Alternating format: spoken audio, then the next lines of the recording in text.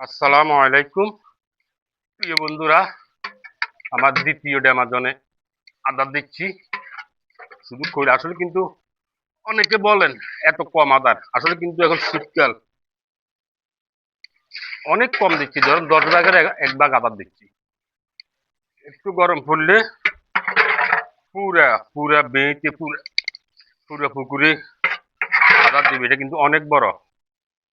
আপনাদেরকে দেখাবে আমার ক্যামেরাম্যান, আমার মেয়ে, ক্যামেরার পিছনে আমার মেয়ে। চতুর্দিকে একটু দেখাও। অনেক বড় এক জায়গায় আদা দিচ্ছি এই কারণে, কারণ শীতকাল, আদা খুবই কম খাই, একবারে খুব কম খাই। এটা কিন্তু অনেক বড়। তো সবাই দোয়া করবেন আমার জন্য, আমি যেন সফল হতে পারি ইনশাআল্লাহ। সবাই ভালো থাকবেন, সুস্থ থাকবেন। আল্লাহ হাফেজ। আসসালামু আলাইকুম।